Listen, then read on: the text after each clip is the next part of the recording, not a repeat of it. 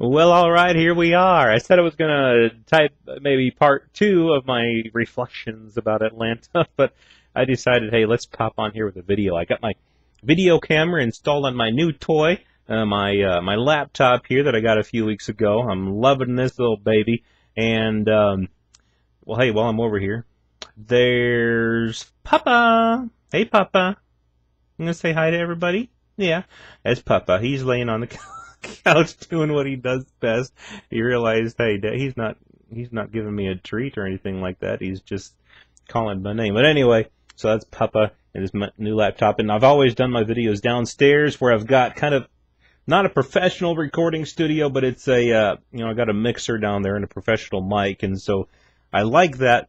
But I also like the flexibility, being able to move this thing. Got my messy kitchen in the background, and anyway.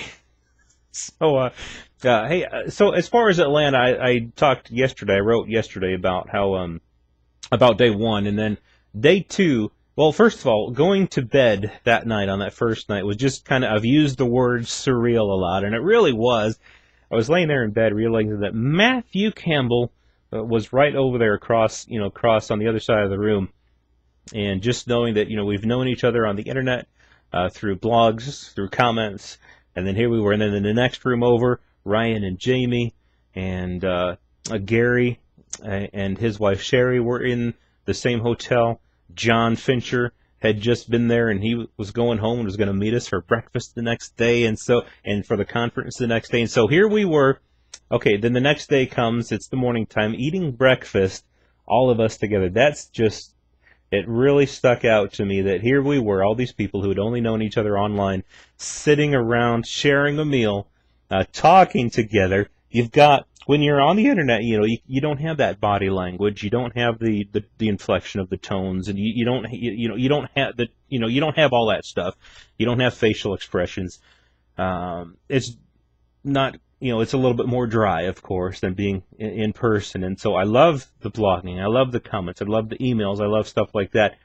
But being in person and sitting there sharing a meal and talking with each other, realizing that, hey, we're real people. And we could actually sit there and have a conversation, responding to one another and introducing new ideas without waiting a few minutes or a half a day or a day for someone to respond. It's just cool. It was just really neat. And so I really loved that. This is a sweet fellowship that we had over the weekend. Then as for the teaching, many things stuck out to me. I realized after maybe about an hour that I better start taking some notes here. So I started writing some things down. One of the first things I wrote down has to do with something that I talk a lot about, maybe in different words, but it really stuck out to me. It's the idea of nurture versus nature. And just real briefly, what I get out of that is that the church, when we get together in church services or in small groups or whatever, so much of it is focused on getting each other to do stuff, talking about the stuff that we're supposed to do. We're nurturing one another. And it sounds like such a good thing. It's not that it's all bad, but the idea is that of nurture versus nature is that instead of teaching one another all the things that we're supposed to do, which really is a matter of nurturing the flesh to become better, which just will never happen, we're trying to get each other to become better people. But the nature aspect of it, instead of nurturing one another, we want to live from the divine nature.